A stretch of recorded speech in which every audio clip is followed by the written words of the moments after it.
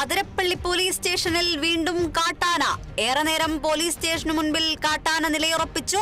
സ്റ്റേഷനു മുന്നിലെ തെങ്ങിൽ നിന്ന് ഓല പറിച്ചു തിന്ന ശേഷം കാട്ടാന മടങ്ങി. ബംഗളൂരുവിൽ യുവതിയെ കൊലപ്പെടുത്തി കഷ്ണങ്ങളാക്കി ഫ്രിഡ്ജിൽ സൂക്ഷിച്ച കേസിലെ പ്രതിയെ തിരിച്ചറിഞ്ഞു. പ്രതി ബംഗാളിലുണ്ടെന്ന് കർണാടക ആഭ്യന്തരമന്ത്രി അറിയിച്ചു. മാൾ ജീവനക്കാരിയായ മഹാലക്ഷ്മിയുടെ ശരീരഭാഗങ്ങളാണ് അപ്പാർട്ട്മെന്റിൽ കണ്ടെത്തിയത്. ആലപ്പുഴ മാന്നാറിൽ വിവിധ സ്പോർട്സ് ടീമുകൾ രൂപീകരിക്കാനൊരുങ്ങി ഒരു പറ്റം യുവാക്കൾ. ആദ്യഘട്ടത്തിൽ ക്രിക്കറ്റ് ടീം രൂപീകരിച്ച് പരിശീലനം നടത്തിവരികയാണിവർ. പരുമല പമ്പ കോളേജിൽ നടന്ന ചടങ്ങിൽ ഇവരുടെ ജേഴ്സി പുറത്തിറക്കി. Kottayam Vaikom Akshaya residence welfare association കുടുംബസംഗമവും വാർഷികവും സംഘടിപ്പിച്ചു. വൈക്കം മുനിസിപ്പൽ ചെയർപേഴ്സൺ പ്രീത രാജേഷ് കുടുംബസംഗമം ഉദ്ഘാടനം ചെയ്തു. നല്ല ഭാഗ്യമെന്ന വിഷയത്തിൽ സ്പെഷ്യൽ ബ്രാഞ്ച് SI കണ്ണാദാസ് ക്ലാസുകൾ എടുത്തു. കുട്ടികളുടെയും മുതിർന്നവരുടെയും കലാപരിപാടികളും സമ്മാന വിതരണവും നടന്നു.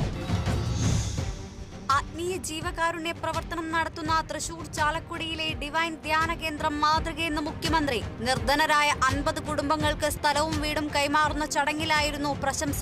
ചടങ്ങിൽ 14 സാന്ത്വന കേന്ദ്രങ്ങളുടെ 25ാം വാർഷികവും വയോമിത്രം പുനരധിവാസ പദ്ധതിയുടെ ശിലാഫലക അനാച്ഛാദനവും നടന്നു. ഫാദർ അഗസ്തീൻ വല്ലൂരാന്റെ പൗരോഹിത്യ സുവർണ ജൂബിലി ആഘോഷങ്ങളുടെ ഉദ്ഘാടനവും മുഖ്യമന്ത്രി നിർവഹിച്ചു.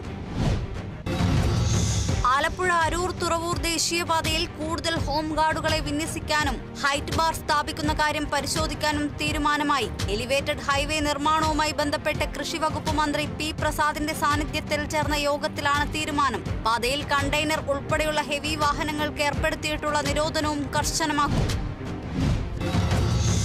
തൃശൂരിൽ വനിതാ കമ്മീഷൻ സംഘടിപ്പിച്ച അദാലത്തിൽ 22 പരാതികൾ പരിഹരിച്ചു. 64 പരാതികളിൽ നിന്നായി 8 എണ്ണത്തിൽ പോലീസ് റിപ്പോർട്ട് തേടി. ബാക്കി പരാതികൾ അടുത്ത മാസം നടക്കുന്ന അദാലത്തിലേക്ക് മാറ്റിവെച്ചു. കേരള വനിതാ കമ്മീഷൻ അംഗം VR മഹിളാമണിയുടെ നേതൃത്വത്തിൽ തൃശൂർ ജവഹർ ബാലഭവനിൽ നടന്ന അദാലത്തിൽ അഭിഭാഷകരായ സജിത അജിത്, സുനിത, AK വിനോദ്, കൗൺസിലർ മാലാ രമണൻ എന്നിവർ പരാതികൾ പരിശോധിച്ചു.